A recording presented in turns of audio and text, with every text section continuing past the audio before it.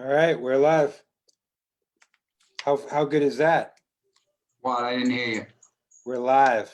Let's see. Let me make sure. Wow. I know. Talk about right on time, baby. I don't know why I even try to do this. See my shirt? Oh, rocking the Urban Nest apparel, Yeah. rocking the UN. You I do. like all the United Nations, baby. We come one, come all. Let's put You this in. are allowed to be you at the nest. We encourage you to not have to censor. No, that's probably not a good word to say in this world. Read a different word, yeah. Yeah, you do not have to temper who you are. We love everyone as long as it is rooted in love and respect. Love, love, love. All right, 2 topics today. You ready? Love, 2 topics. bad, love. One is we're going to start off with the real estate tsunami is coming. I know we talked about this a lot yesterday, but we need to talk about it more for the general public. And then replace the question of what do I have to do with who do I have to become? Had a great conversation with a good friend of mine on a walk and talk this morning, Mr. Jason Smiley.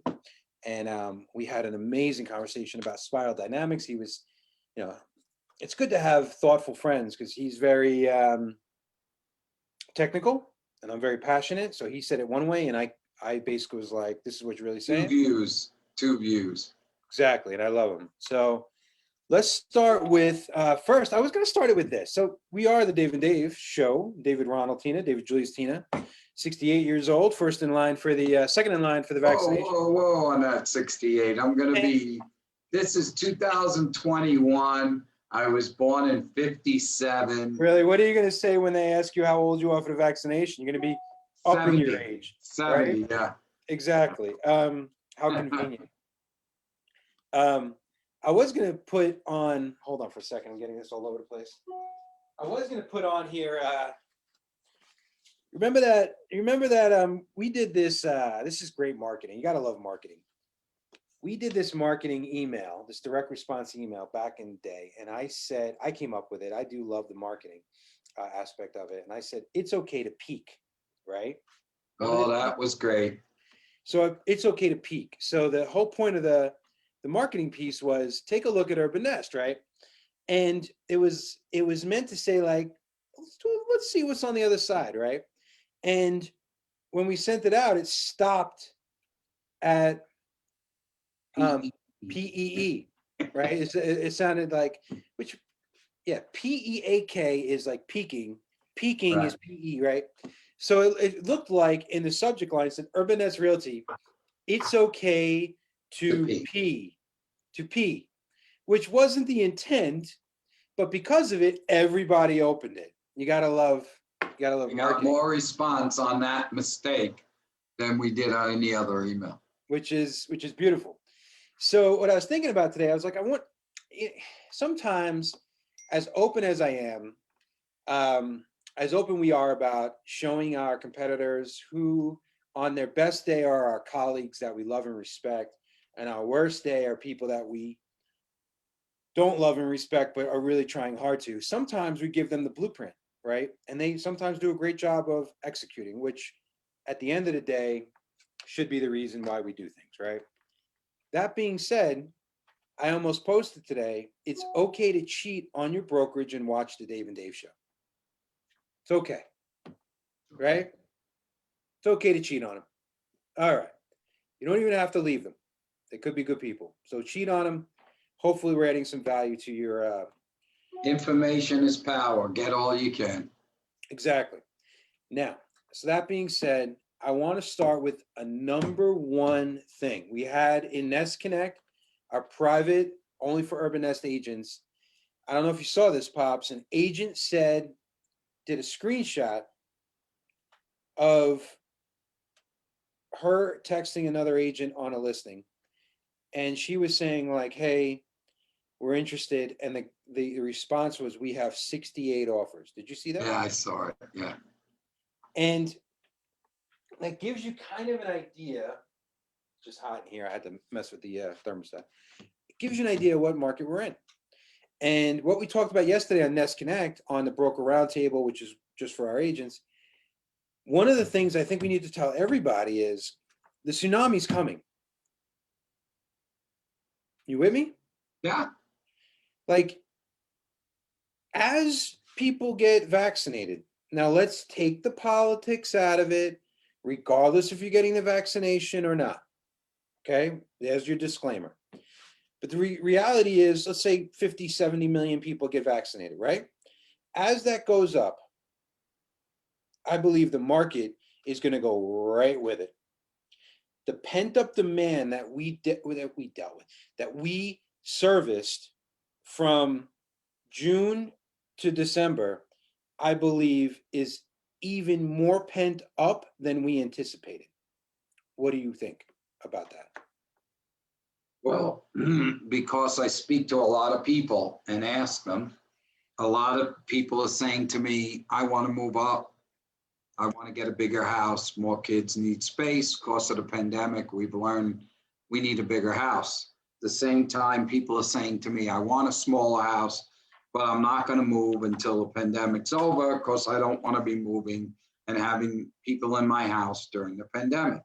So based on that fact of pandemic, I believe as the vaccines roll out, and I mean, they're hoping for herd immunity, that we're going to get busier and busier. And with the short of inventory we have, that's only going to lead us to a plethora of buyers and not a plethora of houses. So let me paraphrase from my very eloquently verbose and loquacious padre. The relationship we have with our homes has changed over the last 9 months. What? Why are you laughing? Go ahead. I'm laughing. You like the way I'm busting your balls? Yeah, we have a relationship. Yes. Well, no, am I wrong? So that's basically what you're saying, right? What has changed it?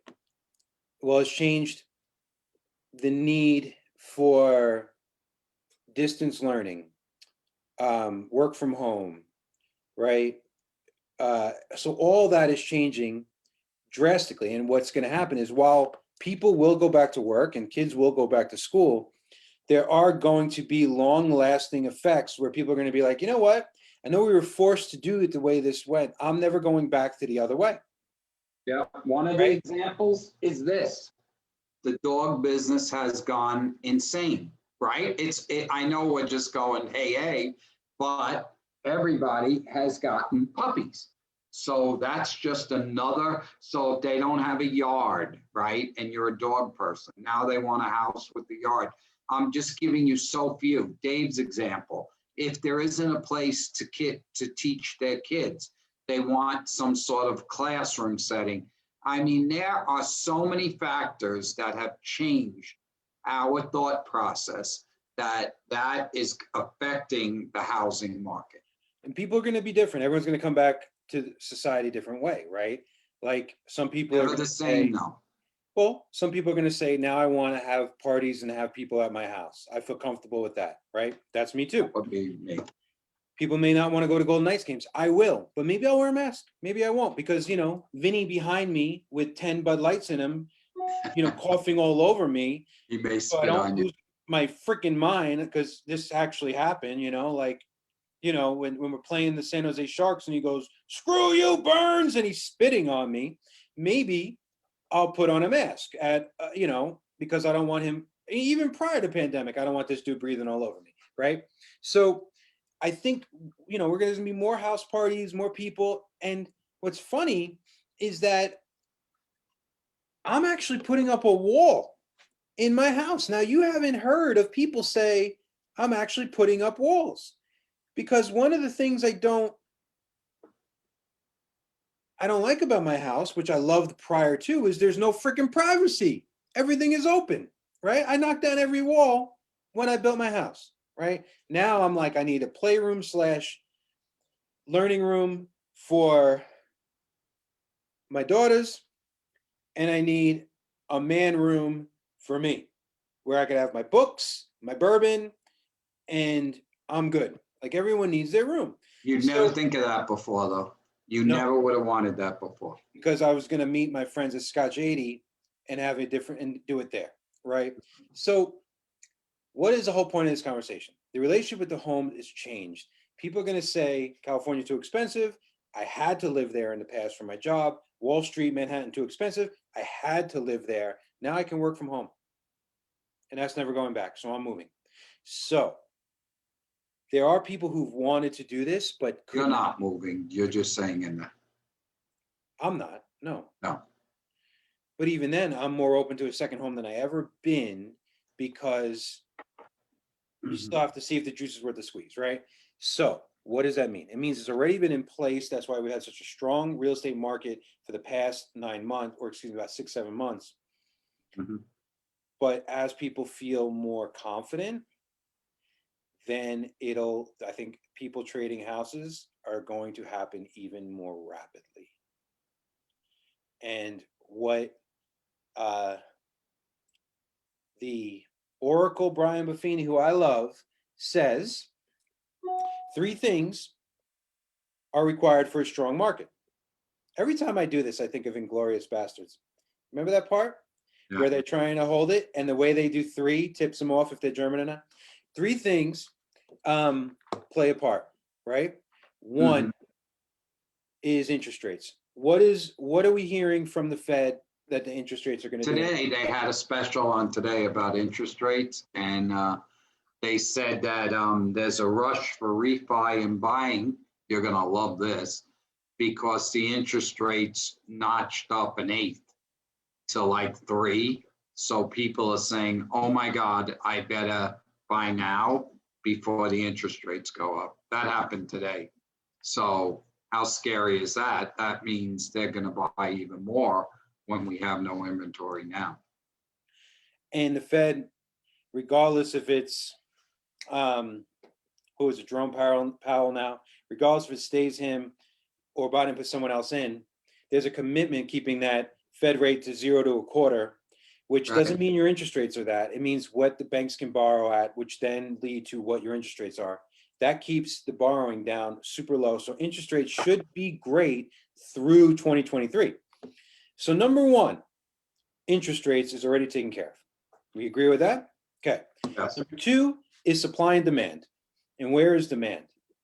Now, to me, demand is one of the things that you could bank on even more than interest rates. The reality is our population is growing rapidly compared to the amount of homes we have.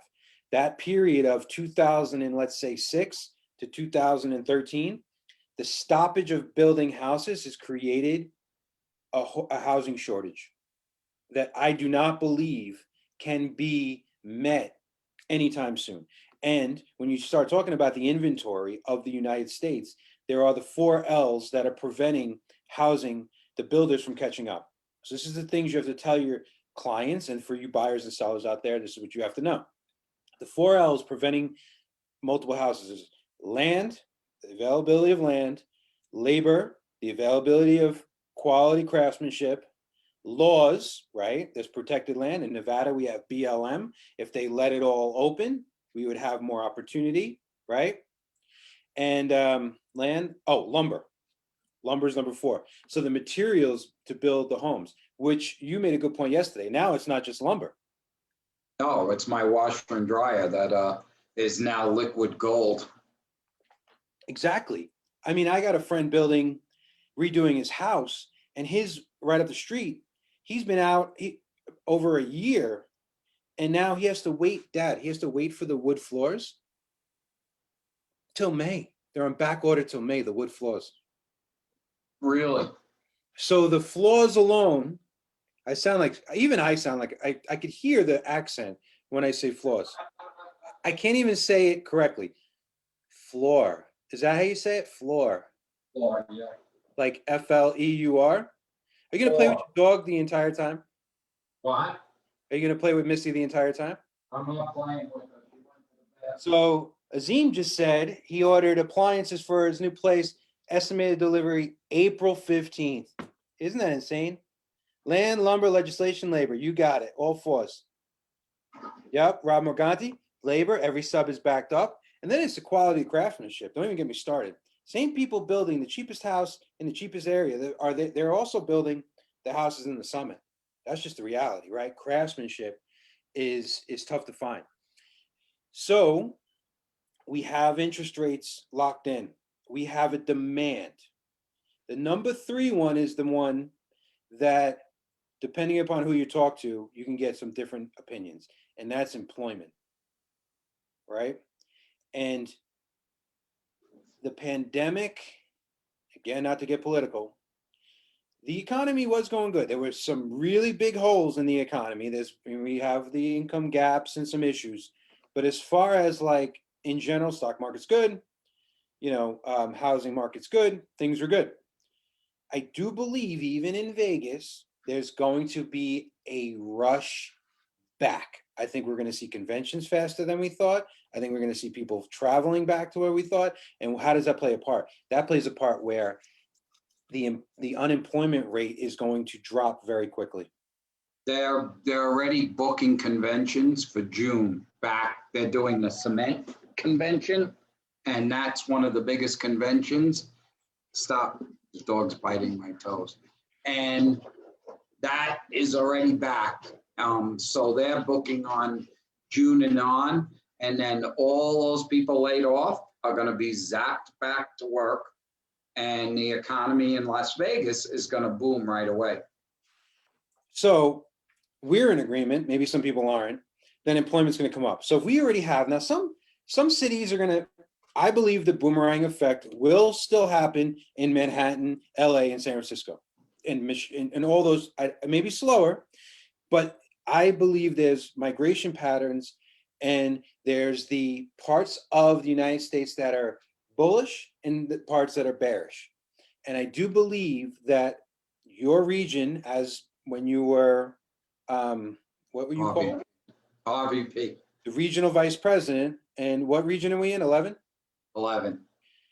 These are the states you're going to see go insane, which are already happening. These were the states in Region 11. Utah, which I'm super bullish on Utah. Love. I don't want to be politically incorrect, but I want to say, love what the Mormons did with Utah. Love what you did. Great job. Great job. Beautiful up there. Nevada. What? You were politically incorrect. All right. Is a stereotype a bad thing if it's a positive thing? Yes. Okay, my bad. But all right, Utah is traditionally Mormon, 60%, right? I think Utah has been planned out beautifully. I love traveling there. Super great roads, infrastructure. They have planned for the future. They're booming. What? It's just they've committed to the tech sector. Park City is a gem. Salt Lake and all the surrounding areas are gorgeous. Even close to us, you have Duck Creek and Bryan Head, the mountainous range. It could be one of the most beautiful places in the world. Super underrated. Gary Vee does this thing, overrated, underrated, right? Mm-hmm. And Utah's underrated. Underrated.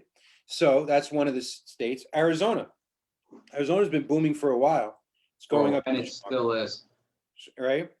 New Mexico, coming back super strong. Wyoming, the Jackson Hole and all those areas are booming like crazy. I think we're going to see Wyoming, probably not as growth oriented. Yeah. But still, Colorado, insane growth. Crazy. Insane growth.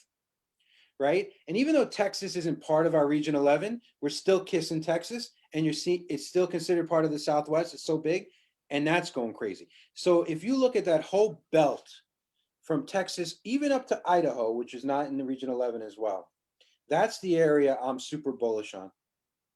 Yeah. So a lot of them don't have state tax, and some of them that do have state tax are like 2% or 3%. The state tax is very low. So people are moving there to get away from the high tax of New York, New Jersey, Massachusetts, California, they're bailing out of those high tax states and coming to those states. Well, it's either high tax or it's the cost of living is lower, right? And so you could deal with a higher tax if the cost of living to buy a house. So you got the New Yorkers going down to Tennessee, North Carolina, South Carolina, and Florida, right? Like that's the East Coast, Midwest, they're going that way as well, right? So, because then you can say you're bullish on that kind of southeastern seaboard. Fair? Right. Right? So, whereas where I'm bearish is the Midwest, right?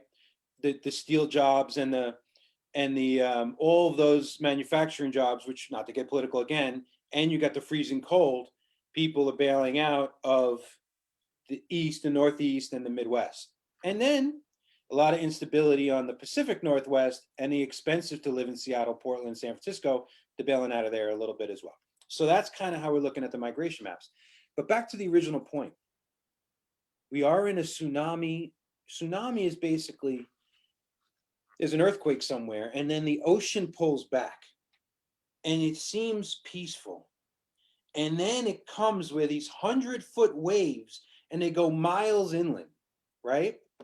I believe this was and even though the market is still kind of crazy right now, we haven't even seen what's going to happen yet. Now, my disclaimer is, I am not Nostradamus, and this is only an opinion, and I don't know for sure, okay? But that's where I'm at with that. What do you think? Well, I think your opinion is true, of course. We don't know. Something could happen, the strip could cave in and, everything changes. We don't know factors. Yours is based on what we see, and on everything we're seeing, your prediction is very sound. It's very sound. I mean, why live in California where the income taxes are insane? When even me, when I moved from New York to here, my pension lost its state income tax. It lost its city income tax because New York City puts a tax. So the tax benefits alone, and then the fact what they found with coronavirus was they didn't want to be on top of each other anymore. They didn't want to walk out and see your neighbor and have to have physical contact.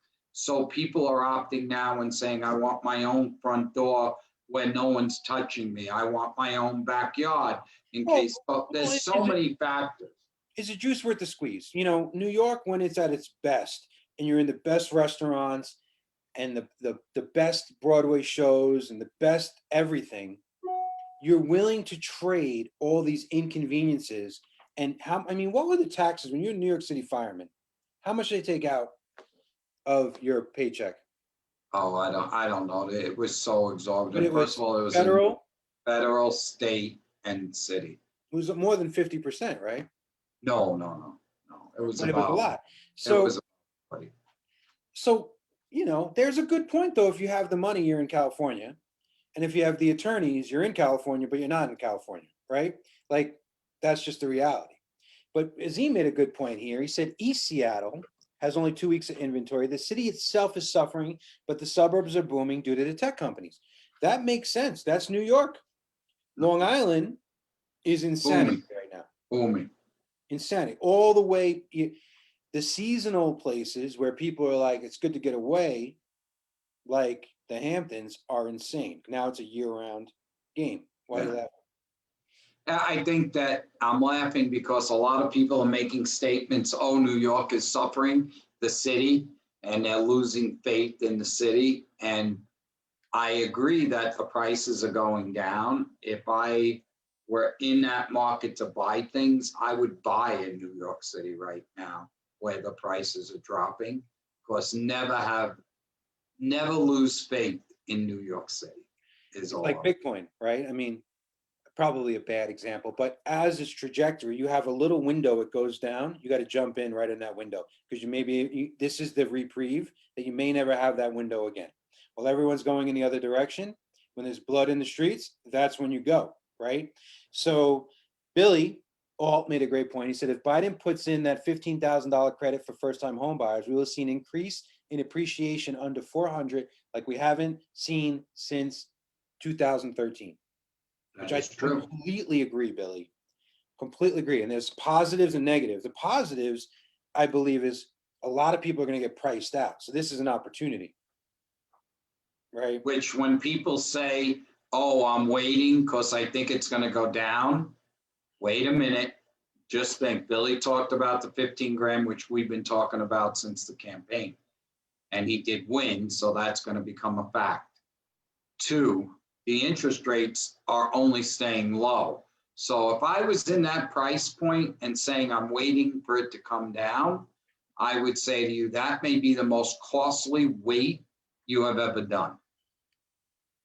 And he also, I don't know what he was saying. He said inflation. Now, inflation, what's the greatest hedge against inflation? It's assets. So your best asset, the most controllable asset, is real estate. So that's why you're seeing people jumping into real estate, which is just creating this fever pitch, right? And listen, guys, we're super like positive, but there's still a lot of situations out there. There are a bad deal, and you got to be careful of what you jump into. There is such a thing of overpaying. You're going to ride the wave up, but you better ride it down off of it, or you're going to crash and just have that visual of being stuck under the waves and they just keep crashing down on you. Like, you got to know where you are on the wave. So there's still an efficient, disciplined way to buy in any market versus a throw all caution to the wind way to buy, right? You could buy poorly in a bad market, and you could buy intelligently in a great market and think that you can't do no wrong in a bad market. You can still buy the wrong house. You know what I mean? So let's see, we got some more comments. My friend who's broken the Bay Area told me Livermore, there's 20 homes on the market. This chat was last week with him. What a trip. Now, Livermore, our friends that moved there, thank you, Melissa White, was kind of slow. I mean, Livermore is, correct me if I'm wrong, Melissa, is wine country, right? A little slow. So 20 houses on the market, that's insane. This is where you're seeing, what does Buffini call it? Trade the city for the country, right? He says, trade something for the chickens.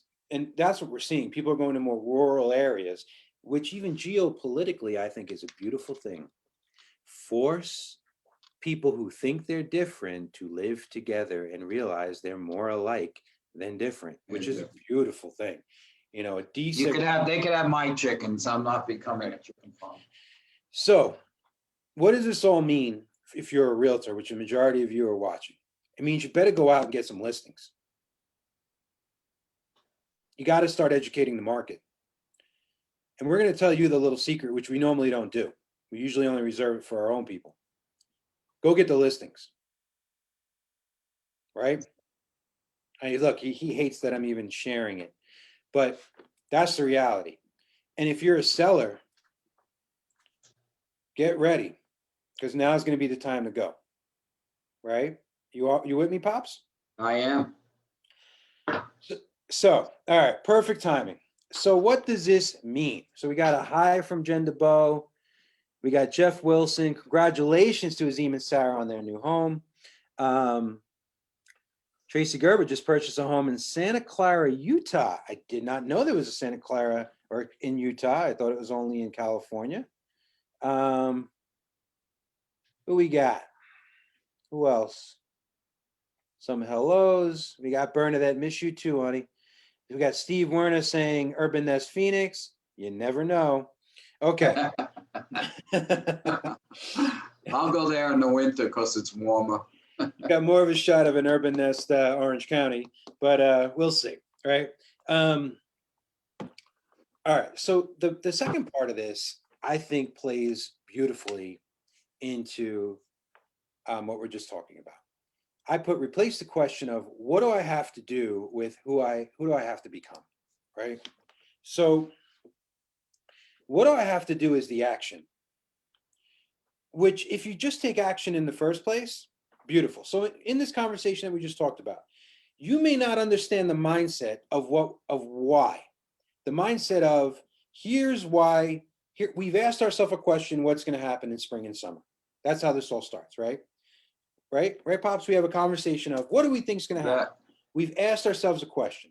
Quality of questions determine the quality of your life, right? So then we said, all right, we believe it's just on pure gut and common sense that the market is going to be insane. Then we backed it up with rationale.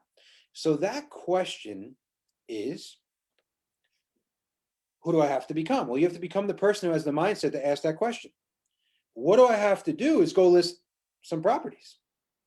But the reality is this: if you don't know, if you don't submit to who I have to become, the what do I have to do doesn't anchor in as much. Now, let me break it down because I feel like I'm not explaining it well.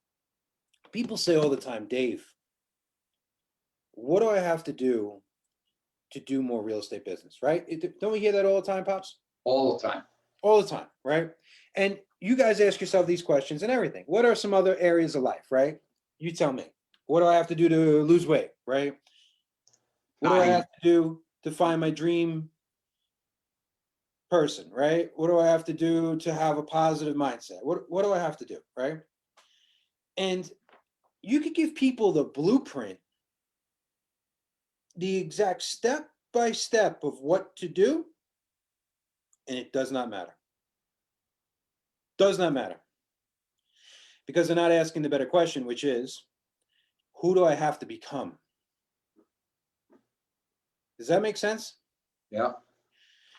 So I want you guys to really focus on that, because some people are going to be motivated by what we just talked about. Don't you agree?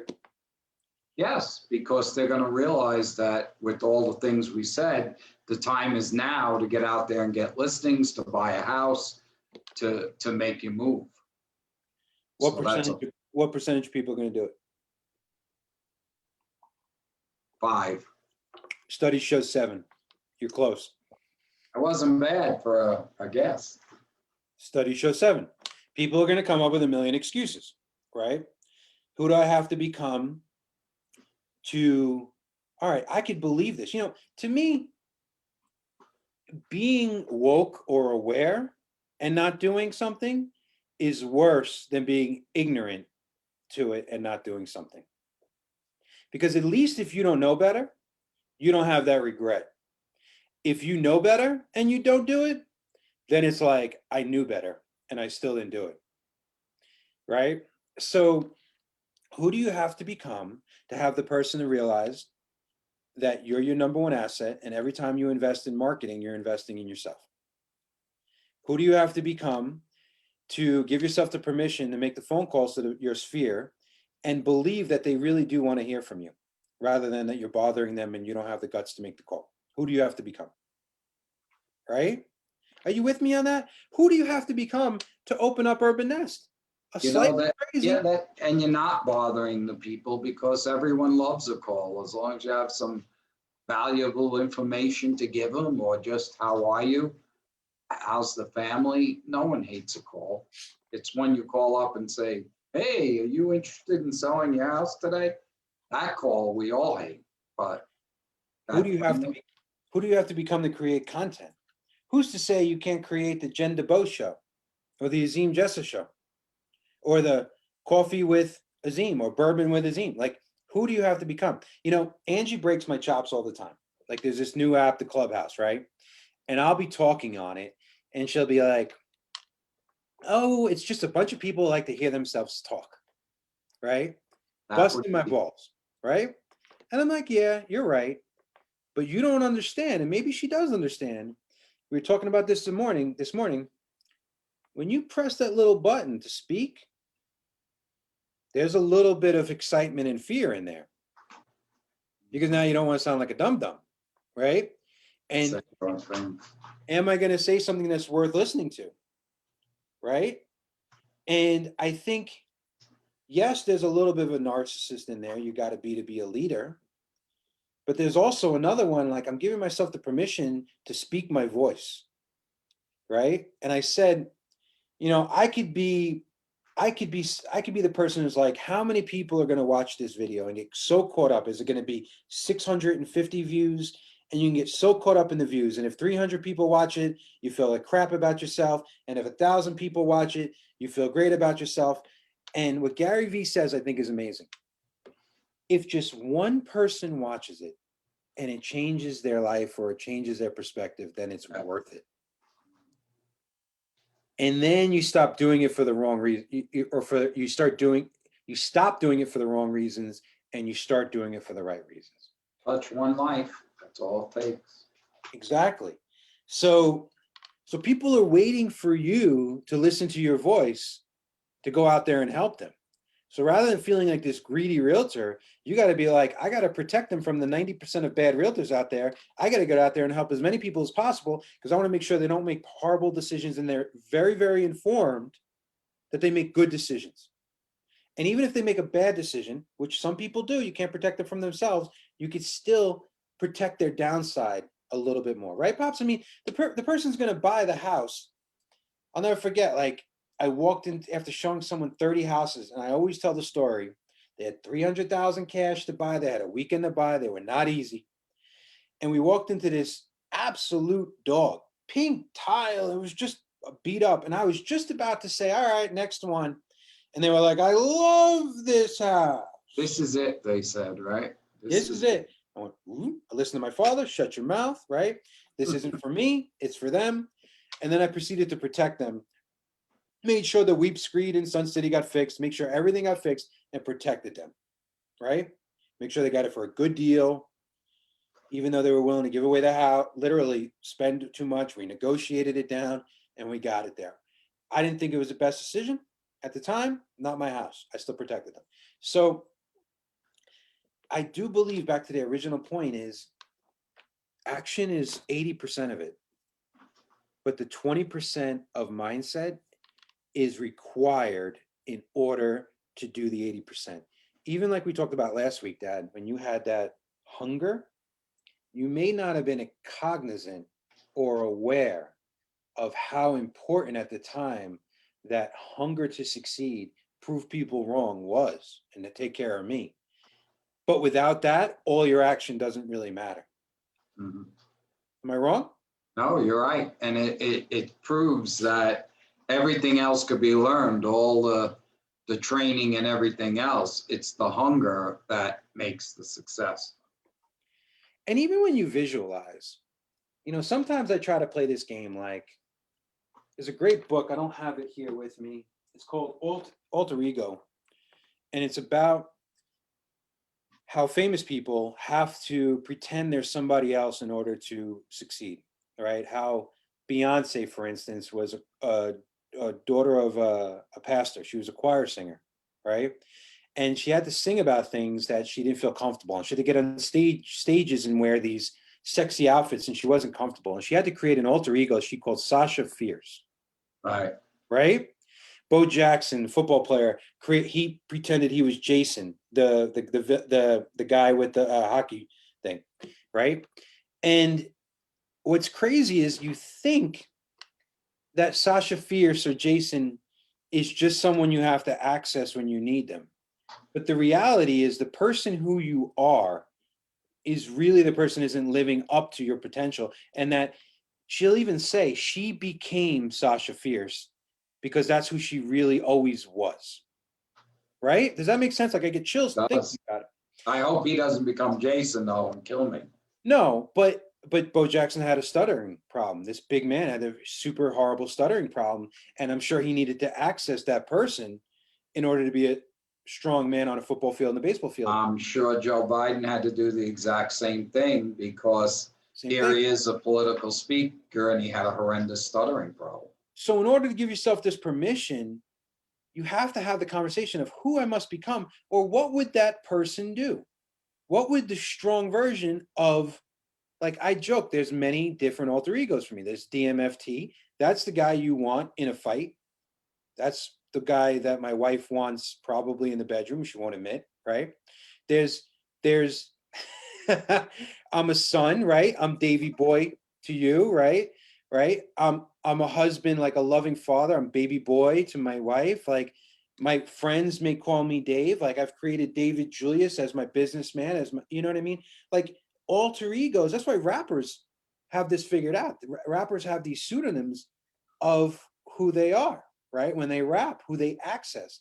So when you have this conversation of like, who must I become? Well, You know, my buddy, I told him he should be like Robert Langdon because he's super smart. He reminds me of the guy in all the Da Vinci Code and Mhm. like nerdy but super smart.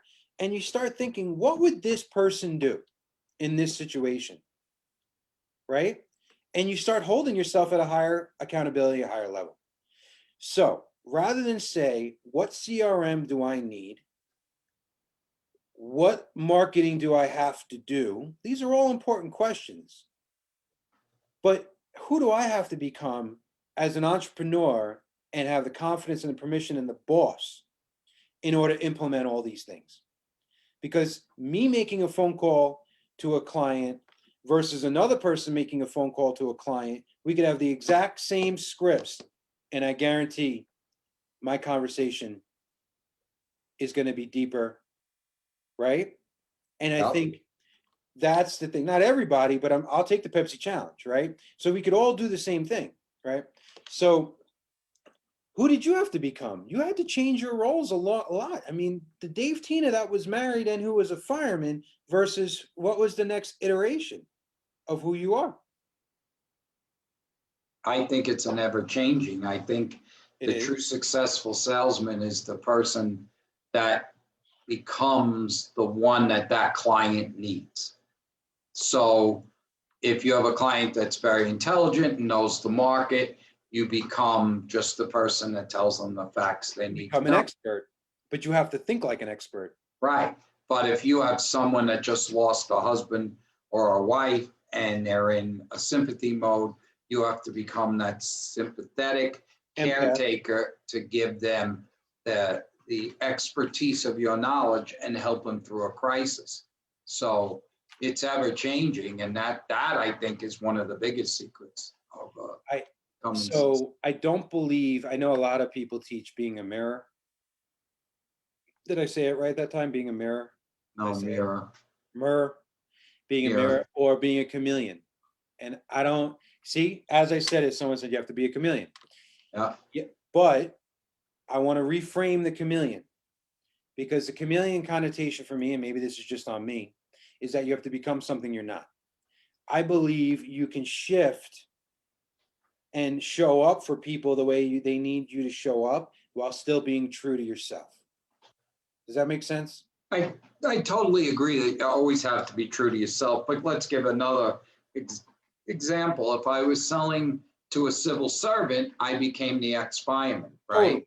Plus totally. I was a firefighter. If Yes. I was selling to someone in But you didn't Red become Rock, that. You didn't become that. I become the Red Rock expert because I live here. So you have to suit that client so they feel that you understand their needs and wants. but you didn't pretend to be a fireman. You access No, the part, no, no, no, you no. access the part of your life. Like for instance, if I have a friend or a Jewish client, I have I'm 25% Jewish. You know, my grandmother, one of my favorite people in the world, and intelligent and funny, so many great, there's a part of me that has that influence, also being a New Yorker. I will access that. That is not a phony access. That is part of No. who I am, right? If it's a Midwesterner, I bring up the fact that my wife is from the Quad Cities and how Midwesterners are down to earth and amazing, basically the Southerners of the North, right? And then if they're a Southerner, the fact that I've lived in Texas for 4 months and my mom has been there for 30 years or plus, right? There's ways to access all of that. But you got to show up in an honest way and not be someone you're not. Yeah, if you started getting a Texas accent, that would that would be really, really phony, right? Unless it was just funny, like Angie and her mom do these things. They just start talking to each other in English accents. It's kind of funny. But I agree. I agree. I but so back to the original premise. When you're looking at someone who does 40 transactions, the conversation is, yes, how did they do it? But it's also the bigger question is, who do I have to become? What capacity, what mindset shifts have to happen? And that comes down to how do I have to start believing that I'm capable of this? And I think that's why stories and biographies are so interesting. When you hear people's where they came from, it starts giving you the permission to dream and say, I can do that too. That's me, right? And then you start saying, well, who do I have to become? I can become that. There's a difference between faking it till you're making it and actually becoming that person. That's why visualization works so well. When you're working out and you're picturing yourself in better shape, you become that. That's the law of attraction, right? I So, become Arnold Schwarzenegger. well, the conversation around this mindset game, you know, I had a conversation with this nest about 50 or 60 agents last week. We're going on a 12-week journey together, 60 urban nest agents. And the first 2 hours was all mindset.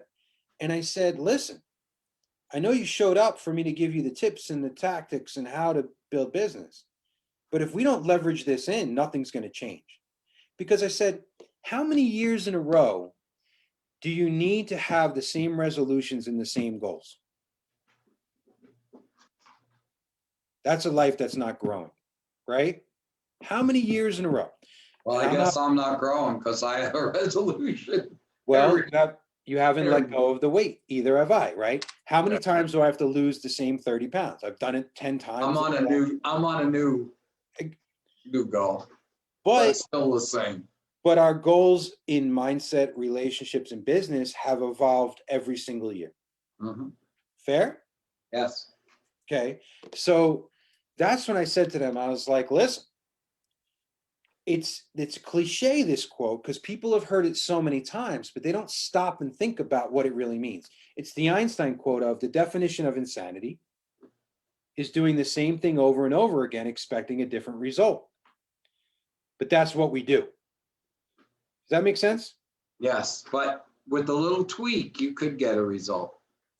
Exactly, but you're going to have to change something. So you're going to have to change what? Your mindset, because Yeah. people hold on so tight to their routines that just give them the bad results that they're comfortable in. Mhm. So what I was saying is, I could give you the exact blueprint, but you're not going to freaking listen unless you start changing your mindset. Who do I have to become? And here we are, half into January, and I guarantee people have the same mindsets, the same routines, and the same results. I can scream at all of you. He can do it nicer than me and say, the market's going to get crazy, ramp up now. I can try to not only lead you to water, but force you to drink, stick your head under. But the reality is, you have to change your mindset.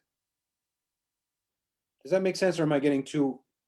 No, you're right. Or you could keep your mindset the way it is if you're successful and tweak different things each year. Even if you're successful, you can't stay the same. You got to continually grow and change and finesse what you're doing.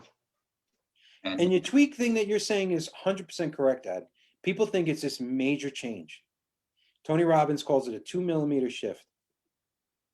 And just a 2 millimeter shift, he is a great example of hitting a golf ball, of how 2 millimeters can make it either go straight down the fairway or on someone's house. But it's such, or if we not start, my house, please. I may or may not have hit a couple of houses on Red Arrow the other day when I was golfing there. But he's right.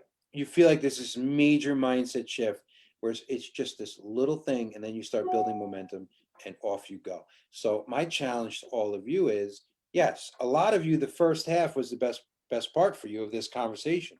You were like, great information. We made a statement of what we think's coming, and we backed it up with what we believe are the three things that dictate whether or not it's going to be a great market. It's super cut and dry for you. But your action on what you're going to do about it is the second part. So whether you tuned out or not, you could be the most knowledgeable, unproductive person out there. And there are way too many of those. We agree? Yes. Yes. So my challenge to all of you is go out there and get some listings and create excitement and have conversations. This is what we believe. You ready to list? Let's go. Let's get prepared. When do you think you're getting the vaccination? In April? Great. Let's start doing the pre-listing now. April, we go. These are the things you could do to get ready for it. These are the things that we could list it now and make it available then so that you don't have to do anything. there's so many things like, oh, the clutter, this, that orange that you loved and the rest of the world may not. You could go on and on. That dead grass in the back that doesn't bother you because you have a dog, it's going to bother someone else. So there's a lot of work you could do. And then as agents, you could leverage it. You don't have the listing yet. So if you don't have the listing yet, you could you could start marketing. That's the irony of their new rules, right? Coming soons are illegal. But like, for instance, Angie's been working on prepping this house in Willow Creek for the last month, right? She's been in there. She brought a couple of our friends that are interested to see if they wanted to buy pre-work. Then she assisted with the work. We got Julian in there to paint. She could have easily been documenting it the entire time. We're doing some paint. This house is coming. It's coming. Even though she doesn't have the listing yet, right? And brought them through and created excitement, created some buyers are like, oh, I want the inside track. When are you listing it? Right? And she could have brought them along a story so that when it hit, it's already sold. Right? So, or at the very least, you're creating buyers that are like, wow, you got all these listings, you got all this inside track. This is how you leverage. But if we take the steps back, is you got to have the mindset to get uncomfortable. Angie, whoever, you may not feel comfortable doing videos. If you don't feel comfortable doing videos, you're not going to be able to get the mindset of creating excitement. If you don't feel comfortable making phone calls, you're not going to be comfortable having a conversation of the market's going to get hot and get listings from cold calling or warm calling, whatever you want to say. If you don't feel comfortable spending money on yourself, then you're not going to feel comfortable sending out print media in your farm telling them now's the time to sell, or I may have a buyer for your home. You have to start changing the mindset in order to take these actions. Whether it's if you don't feel comfortable because you got to lose 20 pounds or do something different in yourself or get a haircut, you're waiting too long. Nobody's looking at that. They're looking at what you're going to say and that you look presentable. You can't let nonsense stop you. That stops your success. And I had that issue for a long time. And the best quote, and we use this quote back to some old school urban nest marketing. I love it. Don't wait for the perfect moment. Take the moment and make it perfect. And I think that's probably a great way to end it. Any questions on there, Dave? Nope, we are good. We have taken care of everybody. It's time to go. Who do you have to become? Picture you're the agent doing 40 deals. The agent doing 40 deals has a marketing budget. They got a CRM. They're reaching out to their clients. They're doing client appreciation parties. They're involved. They're working. Right? You know what? I'll end it like this because I don't want to leave it. I never knew that in order to make $1 million, you have to spend 1.5 million. No one ever tells you that. I'm not saying we make $1 million, whatever, but I'm saying is I never knew that in order to bring home 80,000 a month, you have to be on the hook for 230,000 a month. Does that make sense? Or excuse me, you have to make 230, you have to be on the hook for 150. Right? No one ever tells you that. And you have to say to yourself, do I have the capacity to be able to have $150,000 of bills? Who do you have to become to have that capacity? Same thing in real estate, right? Do I have the capacity to bet on myself over and over again, put the people in place, the processes in place, the structure in place, and rise up as a leader in order to get these results? Because all of those things are required in order for you to see those things. But if you are having an issue just spending $100 or $500 a month on some kind of marketing, you're never going to give yourself the chance to grow into that role. You get what I'm saying on that? So I hope people see the distinction on that. You got to bet on yourself over and double down over and over and over yourself, because you create the capacity and you become that person as you're going through the journey. You don't become the person and then go through the journey. That's the distinction. You think I got to become the person and then I'm ready. No. You got to make the commitment and you become the person through the journey. which is scary as hell. It's scary as hell. So commitment first, then you become that person. Get married, then become a good husband. Have kids, then become a good father. Commit to lead, then become a good leader. Commit to a business, start a business, then become a businessman. The commitment comes first. Then you got to submit to it working out and work your freaking ass off. So, Fortunately or unfortunately, that's how we did our life, and it's worked pretty well. keep jumping in. I said it last week. I'll say it again. Run towards the fire. Jump into the deep end. You can still see the side of the pool. Maybe you're going to have to swim to it every once in a while, but you're going to have to gulp some freaking water and figure it out. Sorry. So you're going to get burned along the way. Luckily, you never got burned, Pops. Minor burns, no scars. All right. That's all we got for you today. One-on-one. Burnt my hair off. That's why I don't have any. And you burnt yours so bad it went down a generation. Genetically went to. Yeah. So, okay. Beautiful.